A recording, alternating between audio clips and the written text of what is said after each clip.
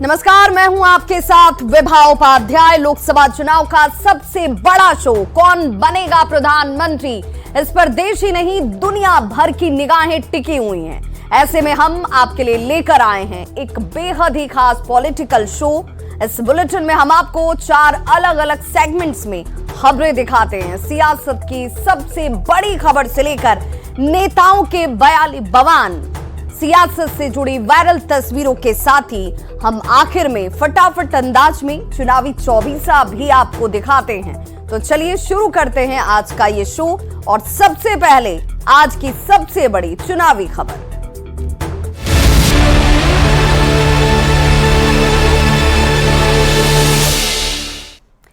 तो दिल्ली में बीजेपी के राष्ट्रीय अधिवेशन में 2 दिनों के मंथन के बाद पीएम मोदी ने हुंकार भरते हुए कार्यकर्ताओं को अब की बार 400 के पार वाला लक्ष्य दिया। पीएम के जीत वाले मंत्र से बीजेपी के नेता उत्साहित हैं, तो वहीं विपक्ष तंज कस रहा है। अपने तीसरी टर्म के लिए जनता के बीच जा रहे पीएम मोदी उत्साह से भरे हुए हैं। तो सवाल यही कि पीएम के 400 प्लस लक्ष्य के सामने विपक्ष कितना तैयार है। 400 पार अब की बार। बीजेपी के राष्ट्रीय अधिवेशन में पीएम मोदी ने हुंकार भरी। पीएम मोदी ने विकसित भारत का संकल्प लिया, कांग्रेस को परिवारवाद, भ्रष्टाचार और तुष्टीकरण की जननी बताया, तो अपने कार्यकर्ताओं को अब की बार 400 पार मिशन पर काम करने का लक्ष्य दे दिया। पीएम ने कहा, अपने 10 साल के कार्यकाल में वो सब कुछ संभव हुआ जो काम दशकों से अटके पड़े थे। पीएम मोदी ने भरोसा दिलाया है कि अब की बार लोकसभा के चुनाव में एनडीए 400 के पार जाने वाली है। अब की बार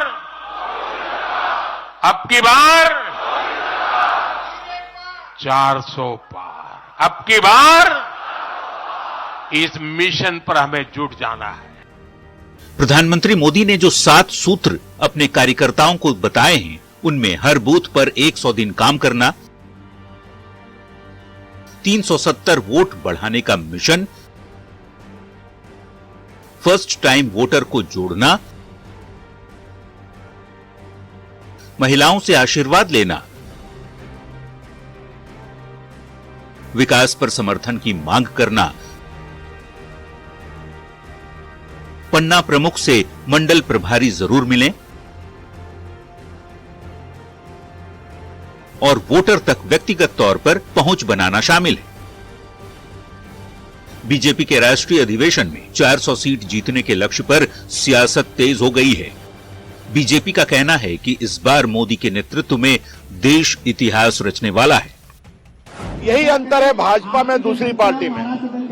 हमारा अधिवेशन होता है, चर्चा होती है, प्रस्ताव पारित होते हैं, नेता प्रधानमंत्री से मार्गदर्शन करते हैं, अध्यक्ष करते हैं, गृह मंत्री करते हैं, रक्षा मंत्री करते हैं, और एक तरफ एक साहब हैं देश को जोड़ने निकले हैं और खाली गाली पढ़ते हैं। पूरे देश में जो ये गठबंधन है, इंडी गठबंधन, ये अपने परिवारवाद का है और नरेंद्र मोदी राष्ट्रवाद के प्रतीक हैं। तो कहां से दोनों का मेल खाएगा? कोई राष्ट्र के लिए मरेगा और कोई परिवार के लिए मरेगा, तो जनता किसके साथ होगी? राष्ट्र के लिए। प्रधानमंत्री मोदी के मंत्र से बीजेपी बेहद उत्साहित है, तो विरोधी पार्टियों के नेता तंज कस रहे हैं, कह रहे हैं कि बीजेपी 100 सीट भी नहीं जीत पाएगी। देश की जनता से पीएम मोदी झूठे वायदे कर रहे हैं। 100 पार होने का ठिकाना नहीं है तो 400 पार की बात कर रहे हैं। इसी से पता चलता है कि ये भयभीत है और उनको ये डर सता रहा है कि इस बार जनता है होशियार और 100 भी नहीं होने देगी पार। सौगंध मुझे इस मिट्टी की, और क्या किया? टुकड़ों टुकड़ों में इस देश का माल बेचा और पवित्र मातृभूमि का एक हिस्सा चीन के हाथों बेच डाला। तो मोदी जी के संकल्प की बात छोड़ दीजिए। स्वच्छता अभियान, सर्जिकल स्ट्राइक, 370, 3 तलाक, सीएए से लेकर नई संसद और राम मंदिर जैसे मुद्दों से पीएम मोदी की लोकप्रियता पहले ही बढ़ चुकी है। पहले के 2 टर्म में किए वादे डंके की चोट पर पीएम मोदी पूरी करने की बात खुलेआम मंच से बीजेपी कार्यकर्ताओं से लेकर जनता तक को बता रहे हैं। ऐसे में अब की बार 400 पार के पीएम मोदी के नारे के बाद विपक्ष कितना तैयार लोकसभा के रण को लेकर है, ये बड़ा सवाल है। न्यूज 18 के लिए दिल्ली से पवन गौर, विनीत और पटना से अमित कुमार के साथ ब्यूरो रिपोर्ट। बिहार में गठबंधन बदला, महागठबंधन की जगह एनडीए फिर से सरकार बनी। मुख्यमंत्री नीतीश कुमार के साथ ही डिप्टी सीएम सम्राट चौधरी ने पहले के आरजेडी कोटे के मंत्रियों के विभागों की जांच का फैसला किया, तो पूर्व कृषि मंत्री और आरजेडी विधायक सुधाकर सिंह ने नीतीश सरकार के कृषि रोड मैप के नाम पर गड़बड़ झाले का ही आरोप लगा दिया। सुधाकर सिंह ने अपने कार्यकाल में की गई मांग अब तक पूरे नहीं होने की बात को दोहराया, तो वहीं सुधाकर सिंह के बयान पर सत्ता पक्ष जोरदार तरीके से पलटवार कर रहा है।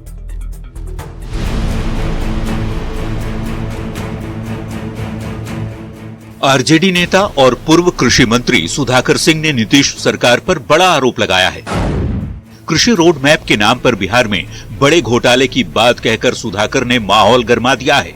महागठबंधन की सरकार में सुधाकर सिंह खुद कृषि मंत्री रह चुके हैं। तब सुधाकर ने 3 कृषि रोड मैप की जांच थर्ड पार्टी से कराने की मांग की थी। अब नई सरकार बनने के बाद सुधाकर सिंह ने अपनी पुरानी मांग फिर से दोहराते हुए सीएम नीतीश कुमार पर सवाल उठाया है, जिस पर सत्ता पक्ष की ओर से पलटवार भी किया गया है। 17 साल प्लस 2 साल 19 साल जो सरकार चलाए और इसमें आपने 3 कृषि रोड मैप आपने लागू किया, जिसमें तकरीबन 3,10,000 करोड़ रुपए आप खर्च होने का दावा जो आपने किया, उस पर मेरा सवाल था। वो पीठ पत्र होता है जिसके माध्यम से मैंने आदेश दिया कि तीनों कृषि रोड मैप का थर्ड पार्टी से जांच होनी चाहिए। आखिर नीतीश कुमार जी बिहार के मुख्यमंत्री के नाते आपने जांच क्यों नहीं होने दिया? 3,10,000 करोड़ के निवेश के बाद भी उत्पादन घटा है। राजद के सदस्य विधानसभा सुधाकर सिंह, उन्होंने कहा कि वो कृषि मंत्री रहे हैं, 3 कृषि रोड मैप की उन्होंने चर्चा की कि इसमें भी घपला और घोटाला हुआ, सरकार इसकी भी जांच कराए। सुधाकर सिंह के ऊपर हम लोगों को कुछ नहीं बोलना, सीरियसली नहीं लेते हूँ। बिहार में कृषि रोड मैप में घपले के आरोप पर बीजेपी की तरफ से भी साफ किया जा रहा है कि नीतीश कुमार भ्रष्टाचार के मामले पर जीरो टॉलरेंस की नीति रखते हैं। यदि सुधाकर सिंह कोई मांग करते हैं तो सरकार इस पर विचार कर सकती है। तो लगता है कि बिहार के मुख्यमंत्री जी ने जो जांच के दायरे में कहीं न शक शुबा संदेह था, उसको दूध का दूध और पानी का पानी करने का प्रयास किया जाए। अगर माननीय सदस्य का इस तरह का चिंता है तो सरकार के पटल पे आएगा, और मुझे लगता है कि हर बात को सिरोधार्य बिहार के मुख्यमंत्री जी रखते हैं, उस पर भी विचार सरकार करेगी।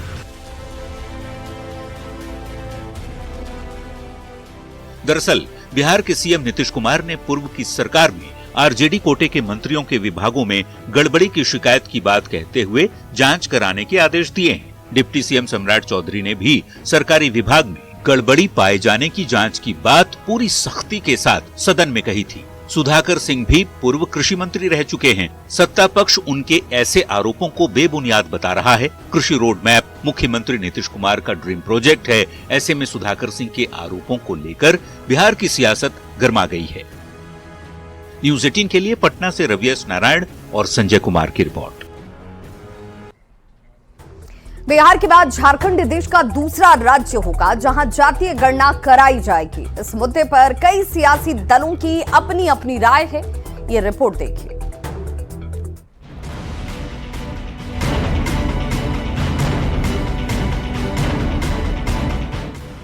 बिहार के बाद झारखंड में जातीय गणना होने वाली है। मुख्यमंत्री चंपाई सोरेन ने अधिकारियों को प्रक्रिया तेज करने के निर्देश दिए हैं।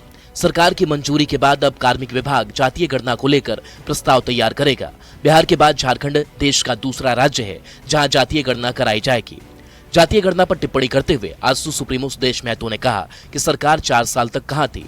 जब लोकसभा चुनाव सामने आया तो जातीय गणना सरकार को नजर आया। यह सिर्फ चुनावी घोषणा है। कांग्रेस प्रवक्ता तौसीफ ने कहा कि हमारे नेता राहुल गांधी ने कहा था कि जातीय गणना कराने के हम पक्ष में हैं। कांग्रेस पार्टी चाहती है पूरे देश में ओबीसी की आबादी के हिसाब से उनकी भागीदारी सुनिश्चित हो। हमारे नेता श्री राहुल गांधी जी ने कहा था कि ओबीसी जनगणना कराएंगे। उसी कड़ी में राज्य सरकार ने कदम बढ़ाया है और ये स्वागत योग्य है कि ओबीसी का जनगणना अब झारखंड में होने जा रहा है। इससे साफ हो जाएगा कि ओबीसी की आबादी के हिसाब से उनकी भागीदारी है या नहीं। रांची से निरंजन की रिपोर्ट। शो के सेगमेंट में अब देखते हैं बयान बवाली नेताओं के वैसे बयान जिस पर मच गया है सियासी घमासान।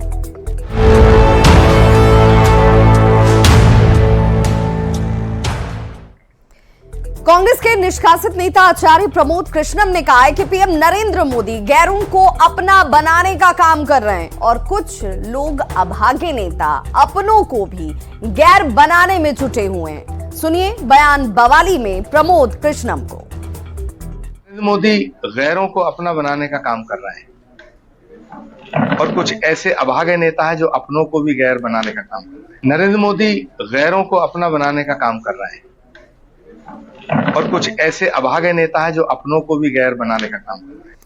दिल्ली के सीएम अरविंद केजरीवाल ने कहा है कि यदि हम ईडी को रोक दें और पीएमएलए की धारा 45 को खत्म कर दें तो आधे नेता भाजपा को छोड़ देंगे। नेताओं के बीजेपी में शामिल होने के लिए जिम्मेदार एकमात्र एजेंसी है ईडी। बयान बवाली में सुनिए अरविंद केजरीवाल को। अगर आज ईडी को बंद कर दें और पीएमएलए को खत्म कर दें तो शायद आधी बीजेपी छोड़ के दूर चली जाएगी, क्योंकि आधे नेता बीजेपी छोड़ के चले गए। केवल एक ही एजेंसी है जो ये जो सारा बीजेपी की तरफ जा रहे हैं लोग, उसका कारण केवल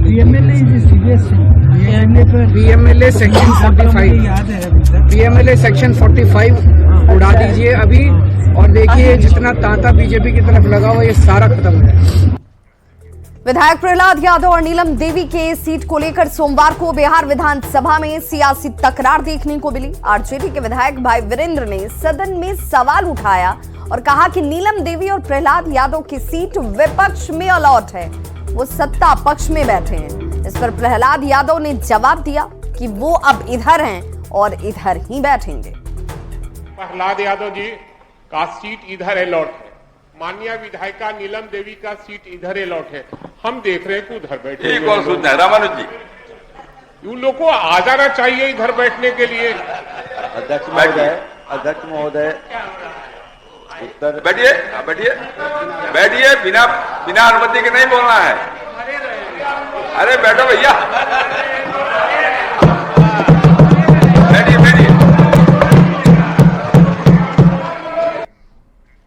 और प्रधानमंत्री के सेगमेंट में देखते हैं ऐसी तस्वीरें जो सियासत के लिहाज से सोशल मीडिया पर हैं तेजी से वायरल।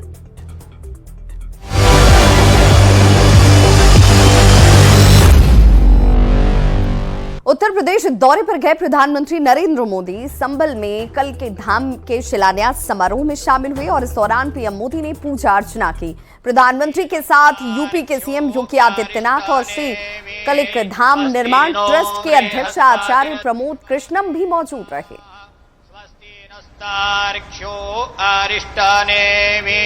स्वस्ति नो बृहस्पतिर्दधातु कंकण बंधनम ओम जदावदनां दाक्षायण हिरण्य स्वाहा। उत्तर प्रदेश में इन दिनों कांग्रेस नेता राहुल गांधी की भारत जोड़ो न्याय यात्रा चल रही है। प्रयागराज में राहुल गांधी की यात्रा में भारी भीड़ देखने को मिली। सोशल मीडिया पर यह तस्वीर वायरल है।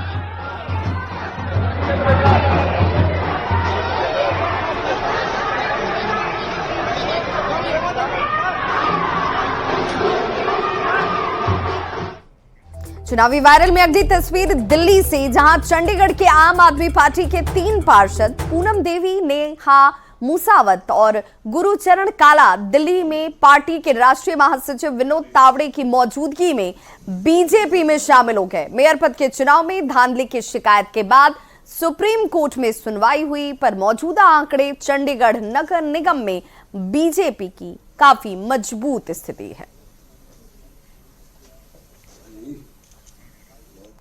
छत्रपति शिवाजी की जयंती पर पूरे महाराष्ट्र में बेहद खास अंदाज में लोग द ग्रेट मराठा को श्रद्धांजलि दे रहे हैं। नागपुर के ऐतिहासिक महल क्षेत्र में पारंपरिक तरीके से छत्रपति शिवाजी महाराज की जयंती मनाई गई, तो वहीं मुंबई में महाराष्ट्र के सीएम एकनाथ शिंदे ने चंबूर में शिवाजी महाराज की प्रतिमा पर माल्यार्पण किया।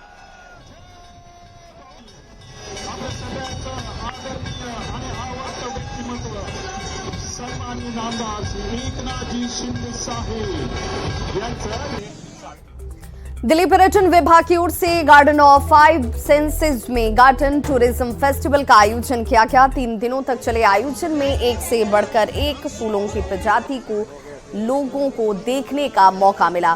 बता दें कि यह कार्यक्रम दिल्ली टूरिज्म डिपार्टमेंट की ओर से हर साल आयोजित किया जाता है।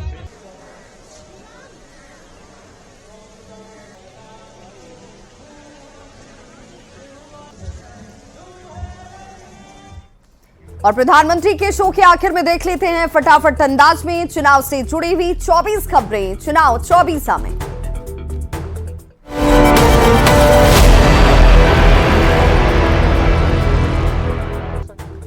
डिप्टी सीएम सम्राट चौधरी ने बिना नाम लिए लालू राबड़ी सरकार पर साधा निशाना। कहा, नीतीश कुमार के राज में सीएम हाउस से नहीं चल सकता गुंडा राज। तेजस्वी यादव की जन विश्वास यात्रा पर सम्राट चौधरी का निशाना। कहा, तेजस्वी को लूट यात्रा निकालकर बतानी चाहिए भ्रष्टाचार की कहानी। बिहार सरकार के मंत्री प्रेम कुमार ने तेजस्वी की यात्रा पर साधा निशाना। कहा, यात्रा का नहीं पड़ने वाला कोई भी फर्क। बिहार के पंचायत समिति और जिला परिषद के सदस्यों के मानदेय में बढ़ोतरी पर विचार करेगी सरकार। उप मुख्यमंत्री सम्राट चौधरी ने जल्द फैसला लेने का दिया भरोसा। विधायक प्रहलाद यादव और नीलम देवी की सीट को लेकर बिहार विधानसभा में आरजेडी विधायक भाई वीरेंद्र ने उठाए सवाल। प्रहलाद यादव ने कहा, अब इधर हैं और इधर ही बैठेंगे। बिहार पुलिस को हाईटेक बनाने की कोशिशें तेज। अत्याधुनिक सुविधाओं से लैस 383 नए वाहनों की मुख्यमंत्री नीतीश कुमार ने दी सौगात। सीएम नीतीश कुमार अपनी नई इलेक्ट्रिक कार से पहुंचे विधानसभा। नीतीश कुमार की नई गाड़ी है काफी लग्जरी। पटना में पीएमसीएच के पूर्व अधीक्षक आईएस ठाकुर को दोबारा वित्तीय प्रबंधन का डायरेक्टर बनाए जाने को लेकर आरजेडी ने सरकार पर बोला हमला। सरकार और स्वास्थ्य विभाग के एक आईएएस पर रिश्वत लेने का लगाया आरोप। बिहार कांग्रेस के नेताओं ने पटना के इनकम टैक्स गोलंबर पर किया प्रदर्शन। कांग्रेस पार्टी के बैंक खातों को सील करने के विरोध में किया गया प्रदर्शन। बीजेपी के 400 सीट मूल मंत्र पर बिहार कांग्रेस अध्यक्ष अखिलेश सिंह ने साधा निशाना। कहा, यह सब हवाबाजी चलने दीजिए। एआईएमआईएम ने सीमांचल में लोकसभा चुनाव की तैयारियों को शुरू किया। पार्टी के प्रदेश अध्यक्ष अख्तरुल ईमान ने किशनगंज से चुनाव लड़ने की दावेदारी की पेश। लोकसभा चुनाव को लेकर 3 दिनों के बिहार दौरे पर मुख्य चुनाव आयुक्त राजीव कुमार अधिकारियों और राजनीतिक दलों के साथ करेंगे बैठक। झारखंड कांग्रेस के नाराज 8 विधायकों ने दिल्ली में बदला लोकेशन। डिमांड मानने और राष्ट्रीय अध्यक्ष से मुलाकात की है मांग। दिल्ली से वापस लौट सकते हैं सभी झारखंड कांग्रेस विधायक। दिल्ली आला कमान के पास अपनी बातों को रखने के लिए गए थे सभी विधायक। रांची में सीट शेयरिंग को लेकर झारखंड कांग्रेस अध्यक्ष ने दिया बयान। कहा, इस बार जीतने वाले प्रत्याशी को ही टिकट देने पर चल रहा विचार। हजारीबाग में उत्तरी छोटानागपुर के जिले के लाभुकों को मिला अबुआ आवास का लाभ। सीएम चंपाई सोरेन ने 3 कमरे के पक्के आवास के लिए सौंपा स्वीकृति पत्र। झारखंड बीजेपी के प्रवक्ता प्रतुल शाहदेव ने चंपाई सरकार पर लगाया बड़ा आरोप। कहा, वित्तीय वर्ष खत्म होने में 2 महीने से भी कम पर अभी तक 54% राशि खर्च होना बाकी। यूपी के संभल में कलिक धाम का पीएम मोदी ने किया शिलान्यास। गर्भगृह में की पूजा अर्चना। कहा, समय का काल चक्र बदल चुका है। आज हमारे दरवाजे दस्तक दे रहा समय का चक्र। कलिक-धाम के शिलान्यास कार्यक्रम में बोले यूपी सीएम योगी आदित्यनाथ। सनातन का पताका फहरा रहे प्रधानमंत्री। नए भारत में आस्था का हो रहा सम्मान। स्वामी प्रसाद मौर्य बना सकते हैं नई पार्टी। 22 फरवरी को दिल्ली में कर सकते हैं इसका ऐलान। पार्टी के नाम और झंडे की डिटेल सोशल मीडिया पर वायरल। स्वामी प्रसाद मौर्य की नई पार्टी की खबरों के बीच वार और पलटवार। अखिलेश ने बताया मौका परस्त। स्वामी ने अखिलेश को शेख चिल्ली कहा। अमेठी में सियासी पारा हुआ हाई। एक तरफ राहुल गांधी की भारत जोड़ो न्याय यात्रा, दूसरी तरफ केंद्रीय मंत्री स्मृति ईरानी का जनसंवाद। लोकसभा चुनाव को लेकर बीएसपी अध्यक्ष का समर्थकों को संदेश, कहा हमारा एजेंडा क्लियर, अकेले ही लोकसभा चुनाव लड़ेगी बीएसपी। बार बार फैलाई जा रही गठबंधन की अफवाह। कांग्रेस नहीं छोड़ेंगे कमलनाथ और नकुलनाथ, दिल्ली में समर्थकों के साथ बैठक में फैसला। सज्जन सिंह वर्मा बोले कमलनाथ खुद हाई कमान, नकुलनाथ कांग्रेस के टिकट से लड़ेंगे चुनाव।